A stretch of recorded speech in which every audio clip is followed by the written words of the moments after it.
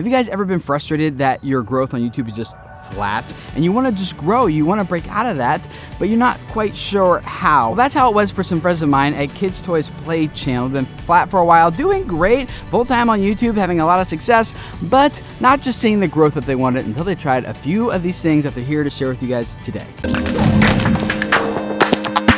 Kids Toys Play got started, we had a young family and my son was watching a lot of YouTube. And one day my son just decided, hey, why don't I have a YouTube channel? So we started off with that channel and we just started, putting up a few videos here and there. And I started realizing as when I was going away to work, when I was coming home at the end of the day, I remember that everything that was going through my head was just, I can't wait to get home and build another wooden railway with my son. I can't wait to go and play Thomas with my kids. And we just got bigger and bigger and bigger. And we realized that, all we really wanted to do really was just be at home as a family and do things creatively together as a family.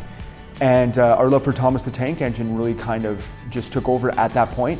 We moved forward and here we are today. Of course, we went to the places that everybody goes to. We went to Google Trends to start looking at keywords. And we were looking at, and we were putting things in our tags and titles and looking at thumbnails, and we were concentrating on everything really except for our content. Once we started realizing that things weren't taking off as quickly as we could, I started taking classes. I didn't want to be a copycat of other channels, no matter what that channel genre was. I wanted to tell our own stories. When we were having fun, it was really transferring into our audience, and our audience was interacting with us.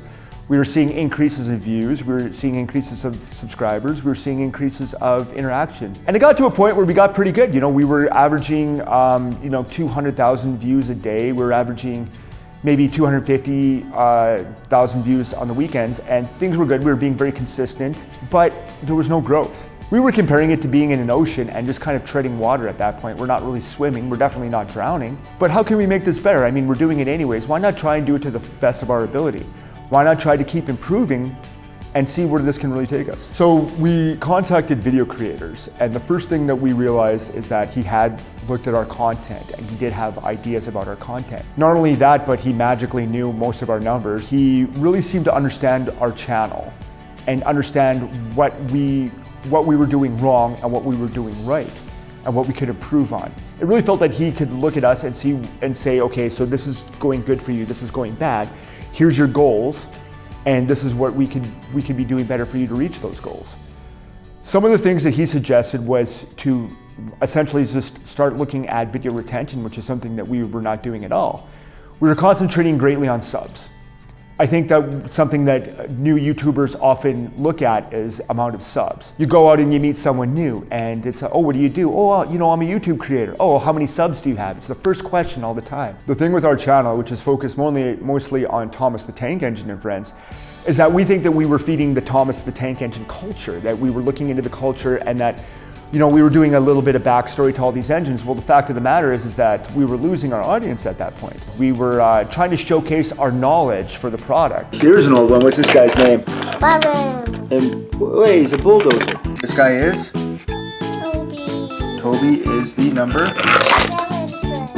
When we realized that the excitement of the action of the product was much more valuable to our viewers. So the first thing we looked at was our audience retention graphs, and then another thing we also looked at was our card placement. We were overdoing our cards. We figured, okay, so most of our audience, we're losing 50% in the first 2 minutes. Let's put all our cards within the first 2 minutes, and then we'll just have them click on another video, which will respond in more views. That was happening, but we were also choking ourselves out. We were choking out the videos that they were actually on, because they get on the video and then all of a sudden a card pops up and our audience is now clicking on the card. Were they moving to another video? Yeah, some of them were, but the most important thing we got is that they weren't staying within their chosen video, their original video within the session. Our video retention went from the very low 20s in the percentage to the high 30s within a week after a consultation of video creators. It was really astonishing to look at a 90-day graph, and you can see almost the point in where we started taking the advice given to us and started implementing it on our channel. And it's been steady ever since. Is the high 30% where we want to be? No, but we know that we're on the right path. We know that there's more improvement to do, but we saw immediate advantage to what we're doing, and we're going to keep moving on from there. Don't be chasing subs, don't be chasing views. It's something we all get trapped up in. oh, if I get this many subs, I get this reward. If I get this many views, then I'll get this big a check. You know what? You're concentrating too much on what's in it for you, and you're not concentrating enough on what's in it for your viewers. When you concentrate on your viewers, you make their experience with your video and with your content a priority, the subs will come, the views will come, and it'll be a more rewarding experience for you. Really look at your content and really understand where in your videos you're retaining your audience, where they're coming back, where they're rewinding, and where you're losing them. It's amazing to understand that, you know, everyone says know thyself, right? Like know yourself, know what you like, but what you like about yourself, what you like about your videos, what you like about your content might not necessarily be what your audience and what your viewers are liking about your content as well. Sometimes you really have to let the audience lead you into what they want to see. One thing that we were doing is that we were getting caught in kind of the YouTube bubble, is that, hey creators, all creators of all channels should do this specific thing. Well, no, no. You know, you should have 5 cards. Oh yeah, you should have a full end screen. You should do all this. Well, no, you know, my target audience they click on cards because it pops up. They don't necessarily speak English. They don't necessarily read the language. They don't know what this is about. Oh, here's something shiny and new. Click, well, it's ending my session with them, or it's ending my video prematurely. YouTube is not a one-size-fits-all blanket for the creators. You know, your audience is special to you. There's a reason why they're watching your video. There's a reason why they chose you out of all the other YouTube channels or videos that are out there. If you get to know your audience, then you are going to offer them much better content. And when you really just put them first, all the subs, all the views, all the things that you think you want out of YouTube, it's going to come at you. Another thing video creators did for us really is they helped us focus on who our audience is.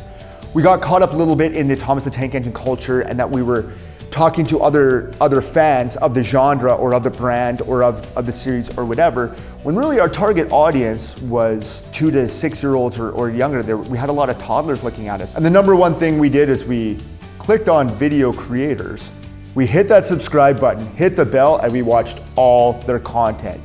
Binge.